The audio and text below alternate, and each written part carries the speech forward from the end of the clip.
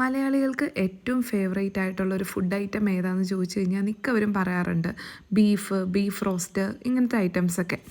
അപ്പം ഡയറ്റ് എടുക്കുന്ന സമയത്ത് എൻക്വയറി വരുമ്പം ഇതേപോലെ ക്ലയൻറ്റ്സ് ചോദിക്കാറുണ്ട്, എല്ലാ ഫുഡും നമ്മൾ കോംപ്രമൈസ് ചെയ്യേണ്ട വരുമോ ഡയറ്റിൻ്റെ പാർട്ടായിട്ട്? പ്രത്യേകിച്ച് ഞങ്ങൾക്ക് ബീഫൊക്കെ കഴിക്കാൻ ഇഷ്ടമാണ്, അപ്പം വല്ലപ്പോഴെങ്കിലും ബീഫൊക്കെ കഴിക്കാൻ പറ്റുമോ?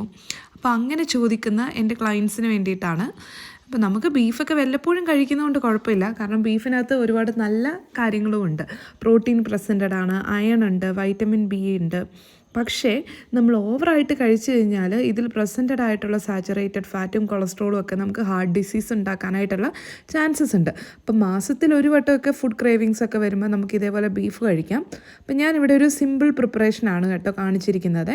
ഫാറ്റില്ലാത്ത ബീഫ് വേവിച്ചെടുക്കുക, മസാലയൊക്കെ ചേർത്തിട്ട്. അതിന് ശേഷം ജസ്റ്റ് ഒന്ന് ചെറിയ ക്വാണ്ടിറ്റി ബട്ടറിൻ്റെ അകത്ത് ഞാൻ ജസ്റ്റ് ഗാർലിക് ഇട്ട് സോട്ട് ഔട്ട് ചെയ്ത് വെച്ചിട്ട് ഇതേപോലെ തന്നെ വെജിറ്റബിൾസ് ആണ് ആഡ് ചെയ്ത് കൊടുക്കുന്നത്. ക്യാരറ്റും ബ്രൊക്കോളിയും ക്യാപ്സിക്കം ഓനിയനും ഒക്കെ.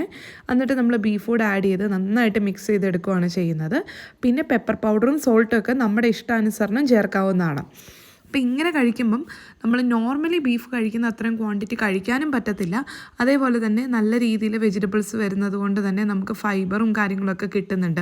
അപ്പോൾ ഈ എക്സസ് ആയിട്ട് വരുന്ന സാച്ചുറേറ്റഡ് ഫാറ്റും കൊളസ്ട്രോളും ഒക്കെ നമുക്ക് ഒരു പരിധി വരെ ഇങ്ങനെ പോർഷൻ കൺട്രോൾ ചെയ്ത് കഴിക്കുന്നതിലൂടെ കുറയ്ക്കാനായിട്ട് പറ്റുന്നതാണ്.